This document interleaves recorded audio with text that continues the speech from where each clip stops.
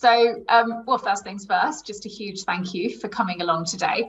Can we kick off? Let's give some context to people who will be listening to this by asking you to describe, who you are and your role. Sure. So my name is Michael King. I'm the managing director for a company called Senior Response Limited. We are a specialist contact center business. We were formed back in 2001, and where we are different to a lot of the contact centers, and I'll use the word contact center as opposed to call center because it's changed quite a bit. But yeah, we specialize, we work with clients whose products and services are directed to the mature market. And it covers a range of industries, which I can talk about a little bit later on. And through that, we recruit agents, if you will, or call center agents who are over the age of 50. So roughly the average age of my staff is about 55. We do have people who are in their 60s and 70s. We have people who come back out of retirement. And I guess that's what gives us a little bit of a difference from our other contact centers out there, is that we have staff who match the age of our clients' customers, and so they can have those sorts of conversations and experiences that are shared. Okay, so talk a little bit about who we are, just an overview of us as a business, kind of the why. So we are Senior Response Limited, and by the way, all the images that you see in here are actual staff that work for us. So back in 2001, we set up as a contact center business. We are, I believe, still in the UK, the only contact center business set up specifically working with the over 50s market. And part of that, our clients' products and services are geared towards the over 50s market, or the mature market, as it's often referred to. And what we did that was a little bit different is we actually said, well, it makes sense to recruit people who match the demographic of our clients' customers.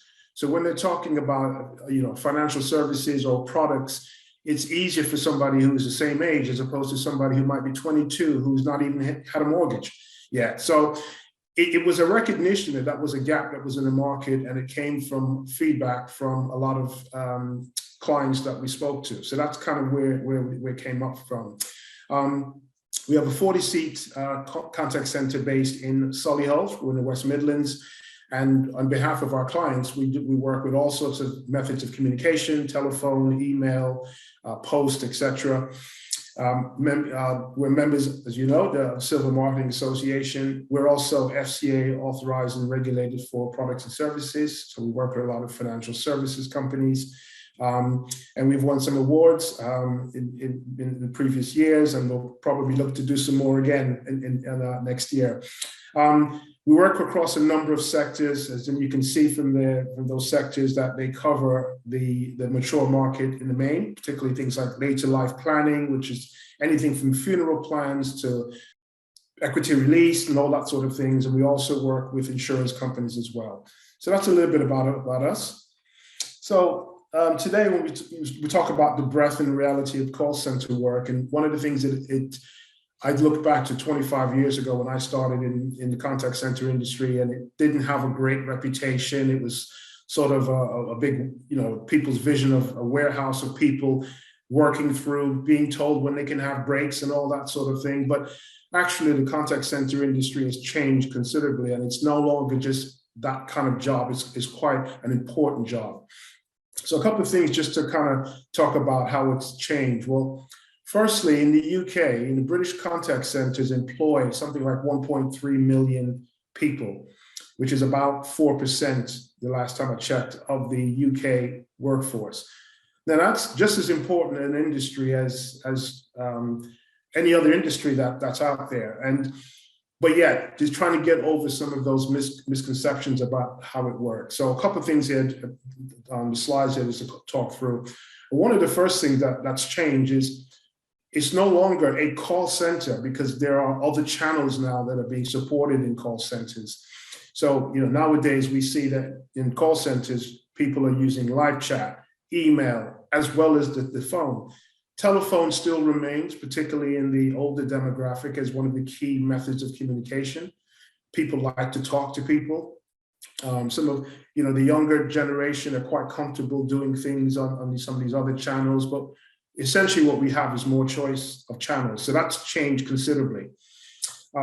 The operating hours have changed. So more and more we're seeing less of the 9 to 5 only type businesses. You know, as consumers, and we're the same, is we want to have that flexibility to be able to speak to somebody through whatever channel is available after 5 o'clock.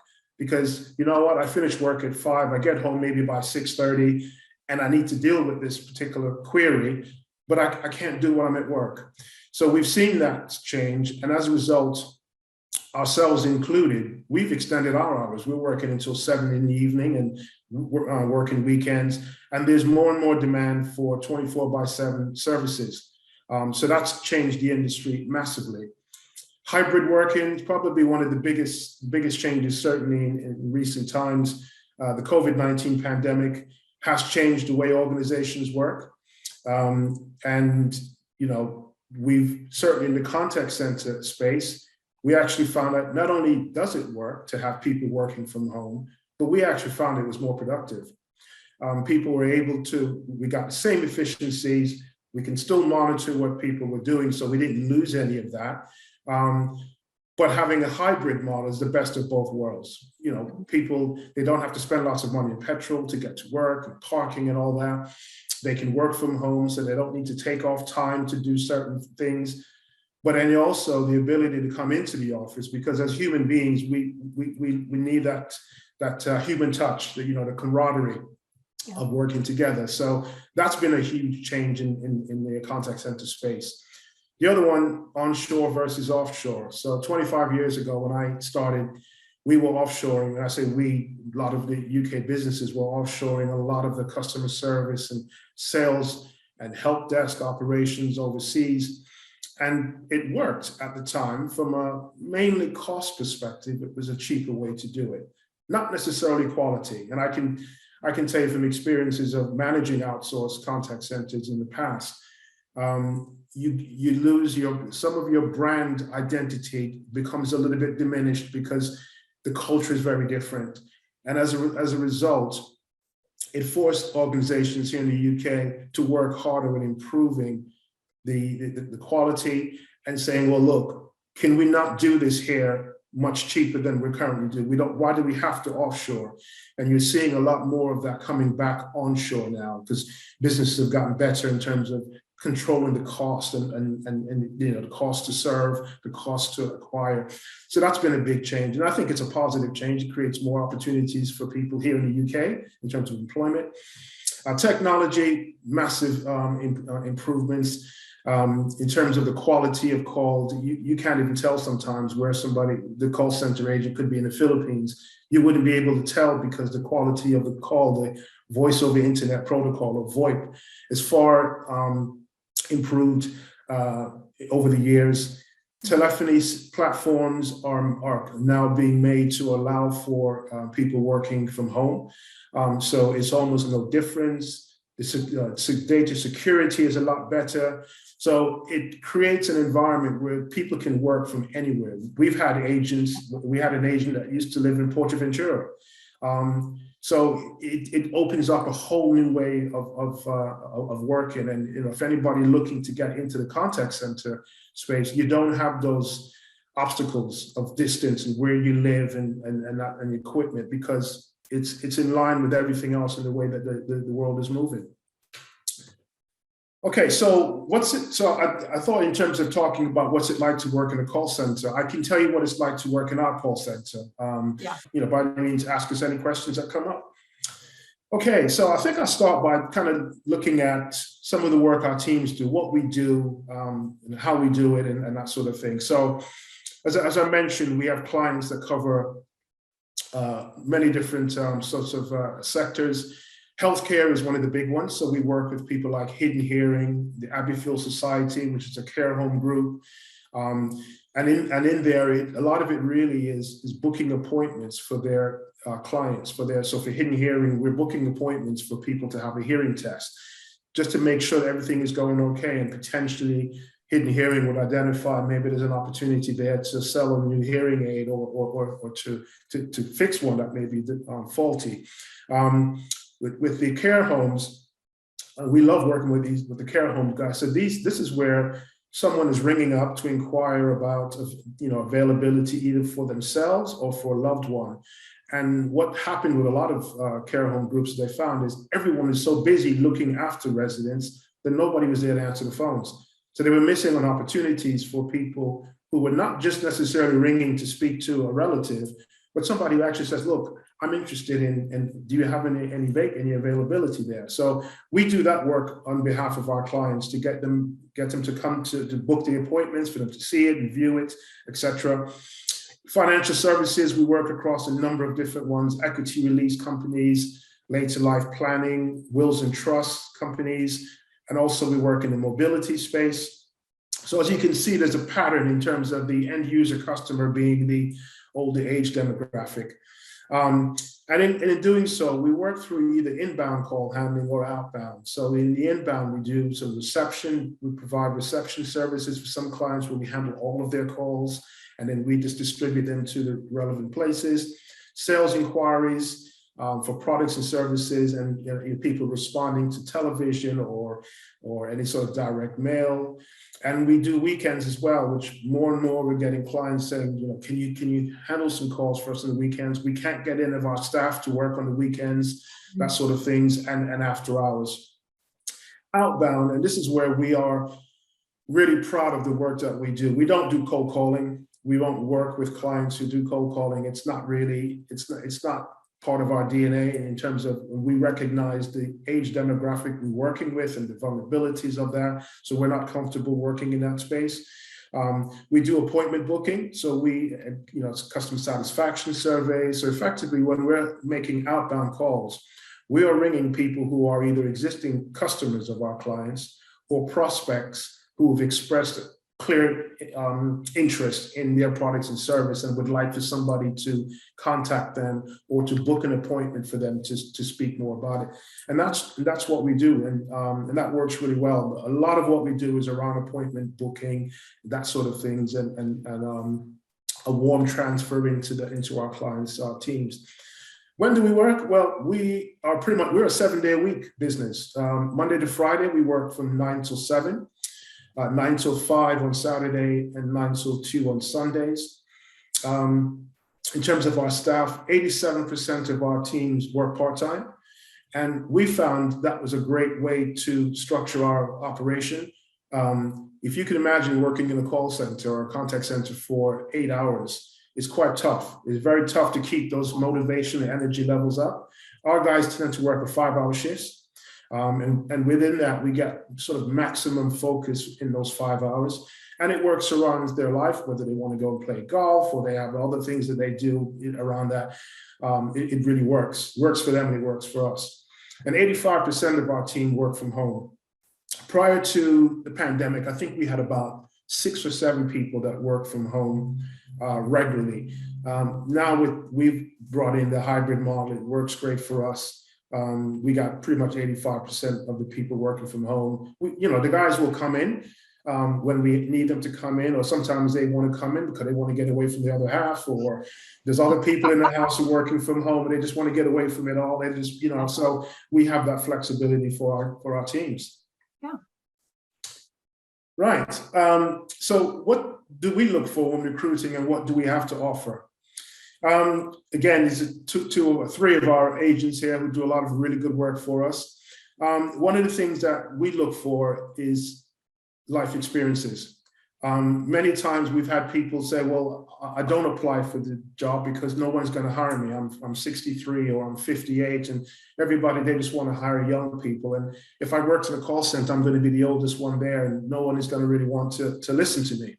And we say, well, actually, the very things that you have is what we're looking for. We like our agents who have the life experiences that they can relate when they're speaking to a client's customer. So if they're speaking, for example, to somebody who is inquiring about a care home, they understand the life cycles that person has been through: marriage, home ownership, family, retirement, later life planning. These are things that, not being unfair, but it's harder for somebody who's 23 or 24 to be able to really do that, and make it authentic. And our view is true life experiences is something that you can't teach. You either you have it or you don't. You can't really teach somebody to have experiences that they aren't going to have for another 20, 30 years. We look for people that can have empathy-rich conversations, and that's really important. It's about having a conversation that is not scripted. Human beings, we're not scripted creatures. We change. We have to be nimble and that sort of thing. And we also give our agents the freedom to say, look, if that conversation with Mrs. Brown is going to take 25 minutes, well, you know what? If it's a good quality conversation, let's do it. And always remembering that for many cases, in many situations, we might be the only person that person speaks to all day or all week. So it's important for us to give them the time to talk about, or ask those questions, or just make sure, do you understand anything you need me to go over again? And that's important. And we look for people that can do that. Reliability. Any contact center around the world will tell you the biggest thing, the challenges they have is making sure that they got people that show up, and timekeeping, because in order to handle calls or make calls, you need to have the right resource. We look for people with a strong work ethic, and one of the beautiful things about what we do and the staff and the demographic of the staff that we hire is that we have people who've worked for 20, 30, 40 years. So when we say, look, these are the shifts that we need you to work, we can count on those people to be, to show up. And we don't have those kinds of, I think when you look at attrition in the industry, it can be as high as 20 to 30%. Our annual attrition is about 4%. We have people that have been with us for, what is it now? It's about 15% of my staff have been with us for more than 10 years, so it's something that we're hugely proud of, because not a lot of our other businesses in our space have been able to do that. We have the flexibility as well, so we work around the flexibility. It's not just we want people to be flexible to work with us, but we also do the same. So if people need to take time off for that hospital visit, we'll say, look, just make up the hours. We'll work around that. And in terms of what's in it for you, so if we're recruiting somebody full-time, an agent can make 18.5 grand a year. That can be increased up to 25 grand, in some cases even more, through bonuses. So with each of our clients' campaigns, we have bonuses in there. So for example, if somebody's booking appointments, they'll get additional bonuses for the number of appointments, quality appointments they book, so they have a good opportunity to earn. We have probably about 2 or 3 agents that earn more than the team managers because they have that drive. So somebody really has that drive and they're motivated by money, then that opportunity is there, as long as we know that the quality of what they're doing meets that of the client and that of ourselves. Flexible shifts. So as I mentioned, most of our guys work 5-hour shifts. So we tend to see people work a 9 till 2, 2 till 7. But then there are some, within that, there's a 10 till 3. It really, whatever works around that client, because we have people that just need certain times. So yeah, so that's great flexibility that we have there. So what to look for if you're considering a career in the contact center. So I've given you a slightly biased view because we're talking about our own business. I can't necessarily recommend any specific contact centers, but what I can advise is some things to look for if you're looking to work in a contact center. So I think first, it's a couple of things, key things that we look at, and one of them is really understand the type of work that they actually do. Now, one thing I probably should have touched on earlier is when we talk about contact centers, you have either your in-house or your outsourced. Your in-house would be, for example, if it's Thames Water, they will have an in-house contact center that handles their customer queries, complaints, etc. But they may also outsource some of that just because of the scale of the volume. Yeah. So whether it's an inbound or an outbound contact center you're looking at, one of the things, what services do they offer? Is it inbound or is it outbound? And we've said this to people over the years, understand who their clients are, or if it's an in-house contact center, what business is it they do. and ask yourself, do the values of the clients that they work on behalf of, or the organization themselves, do they align with your own? So if you're an animal activist, you wouldn't be applying for a job working for a company that's testing on animals. You just wouldn't do that. So if you, for example, if you don't believe in cold calling and you think cold calling, selling products to older people and putting pressure on them is against what you believe in, certainly you wouldn't want to work there. So we encourage people to really understand who they're working for, what the values are, and are they aligned. Find out about the client themselves. If it's an outsourced client, are there any testimonials about what clients think of them working on their behalf? If it's an in-house one, do some research about what do their customers and what do people think about that client, because that will resonate through the contact center. Those values will be in there. So you want to be really clear about who you're working for. No difference if you're working for any other employee, but in the contact center space, exactly the same. Working conditions. I would say in this day and age, any contact center that is not prepared to offer a hybrid model, I would question why, because it's the way that the world is moving. Try to arrange if possible. And we've done this on occasion, just before somebody's about to say, yes, I'd like to come work. Can I come and have a look and see what it's like? I think it's really important because like anything, you want to know what you're getting into. And I would say for people who are more mature, who are thinking, yeah, I'd like to try work in a contact center, or I don't know if I'm going to fit in, go and have a look and see. You might be surprised to see that the age demographic in there is quite mixed. And also, and even if it's not as mixed as you would like it to be, you can look and listen and say, you know what, I can help some of these guys with the experiences that I have. And it's that opportunity to see where you're going to be working. Hours of working, all the kind of sorts of things you want to understand, the pay, the employment contract, very important to look at. Whilst their employment contracts tend to be quite standard, but there will be clauses, there'll be certain things that are specific to that particular business, and it'll be good to really have an understanding of that before you decide to commit to that. Benefits and perks. The obvious, well, okay, what else do they offer besides a salary? Do the clients, sometimes with outsourced contact centers that work with clients, the clients may have benefits that they extend to third-party employees. So ask about that. Are there, can there be discounts and things like that? And other things that we wouldn't have in the past have thought about as a benefit, but in the modern world, it is free parking.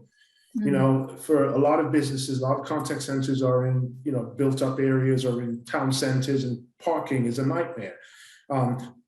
For us, we have where we are, we have free parking, and that's a massive thing for people. Refer a friend bonus. Now, most contact centers do it. We do it a lot. So we'll say, look, we're always looking for people. If you can refer a relative or a friend who's looking for a role, and we take them on board and they go past probation, then we'll give maybe a £50 or £100, I can't remember how much it is now, bonus to the employee who recommended them. It's a great way to recruit because you're using people who know your business. They're the best people to advertise what you're about. We try not to use recruitment agencies too much for that reason. Our staff are our best recruiters, really, and we use them. And another one I'd always stress as well is career development. We know that when you start, you're going to get training, of course, but what we would push for is to say, well, what ongoing training am I going to get? Is it, training should always be a continuous cycle. And if you're looking at potentially working for a contact center business, that's the things that you want them to present to you that they have. It isn't just about what you are going to bring to the table for them. It's what are they going to bring to the table to help develop you? Is there progression plans? There are people who join contact centers with a view of they want to progress. They want to become a manager. They want to become a supervisor. And often there isn't a really good detailed plan of how to do that. So that should be a question that to be asked is there a progression plan? And is that open to everybody, that wants to do that, because people will want to progress. We've done that. So the gentleman in the bottom left of the tie, Andrew, he's one of our team managers. He manages like 3 or 4 campaigns, and he came to us as an agent. And funny enough, Andrew actually ran a contact center business like maybe 20, 30 years ago. So he's kind of stayed in it, and we brought him on as an agent, and he's a team manager. Our clients love him. But he's an example of that. And Nicola, one of the other ladies in the previous slides, started out as an agent, 2 years ago, and she's now a team manager. And it's a great message for the staff. And, you know, as I said, people with those sorts of experiences, the mature market, you know, the lived experiences, desperately, we're always very keen to speak to people like that, because we have, you know, we value the skills that they have that they take for granted sometimes. And that's pretty much it, unless there's any questions. The question I was going to ask you was, you mentioned about part-time working, is there a minimum number of hours or days a week that you would expect people to have? And how broad is that, or how reflective of that is the industry as a whole? Yeah, so I would say from the industry perspective, it's quite rigid. Usually when they advertise roles, they have set shifts, and there's not usually a lot of flexibility around some of those. With us, it's quite the opposite. So we don't have a set. We have people that work 2 days a week. They'll do a 9 till 2 Monday and Tuesdays, and that's it. Yeah. We have people who will do a 2 till 7, or they might do a 10 till 3. So there is no limit. I mean, I can say for any of your members that may be interested, at the moment, we're looking for evenings, anybody that can work 2 till 7. And we're looking for people that can work on the weekends. We work 9 till 5 on a Saturday, but even if somebody can do, I can do a 2 till 5, or I can do a 9 till 1 on a Saturday. Well, we'd welcome that. Training, and the good thing about it is whether you lived in the West Midlands, as we do, or if you lived in, I don't know, Yorkshire, we might need you to come down to do some training, but for the most part, you'll be working from home. Training can be done remotely. So the flexibility is there, you know, because it's possible to do that. So in terms of, you know, hours and all that sort of stuff, quite flexible. If people want to work full time, we can do that as well. But we tend to find a lot of people, they just want a couple of extra hours. Maybe they want some extra money for Christmas, or maybe pay for a holiday they've got planned or something like that. So yeah, we're absolutely. How exciting. I was thinking, Lucy, as well, some of the people who might be thinking of starting up a business, this could be an extra bit of income as they're developing their plans. And plus as well, teach them so much about getting to know your customer, about having conversations with your customers. There's so many transferable skills that. Exactly. Absolutely. I mean, if someone, you know, thinking of some of the people that we work with, so if someone's got I mean, as you say, huge amounts of life experience, but completely zero experience in contact centers whatsoever, is that acceptable? Like, can you take someone from scratch and train them up?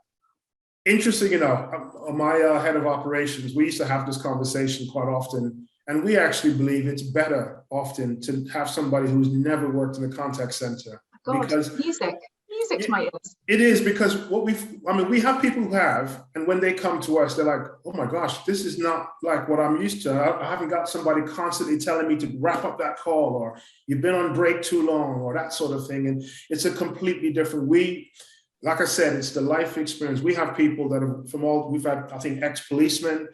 We have people that have worked in all sorts of different industries. So we welcome people who've never worked in a contact center before, because actually we'll teach you how to use the systems. We'll teach you how to, all that can be taught. And we have people that says, oh, I'm rubbish on computers, and not a problem. We'll teach you what you need to know to be able to do the job. Bring to work your life experiences, your ability, to empathize, that you can speak well on the phone, you be able to be patient, to listen to somebody. That's the stuff that we want. If they have that, they have everything they need. Amazing. If someone was to apply, and they were interested in kind of working in your organization, what might be a typical recruitment process? What could they expect to find? Okay, so we'd get them to send us a CV. So we'd have a look at the CV, just kind of understand a bit more about their background. And then the initial would probably be a phone interview, just to find out a Makes bit more sense, about right? It's about as realistic job preview as you could get. Yeah, phone interview. Sometimes we use Google Meet, so we might even be a video calling one. It depends on how comfortable the other person might be. Just kind of have an interview, standard kind of interview. We probably would bring them into the office, but we think it's good to have a face-to-face and see, and for them to see the operation as well. And meet the team, like you say, go in and shadow. We really advocate that. Yeah, I mean, so we'd want to get a little bit of understanding of their background and kind of just some typical sort of questions about how they would handle certain situations and what their understanding of the company is about. But what we're looking for when we're doing this is the personality of that person. Can we see them speaking to one of our customers?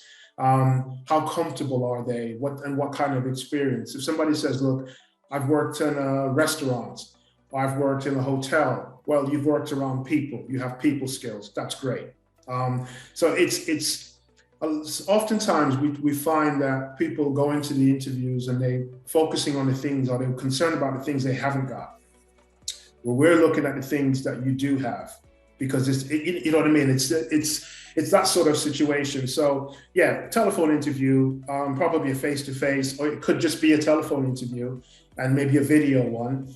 And then we would agree to talk about the role, we talk about the hours, find out what hours as opposed to saying, these are the hours you're going to work. It's okay, what hours are you looking for? What hours can you do with us? And then kind of going from there, and then maybe talking about the campaign that we have in mind. And then it's just really, a lot of it is really getting to know them and them getting to know us, and then kind of go from there.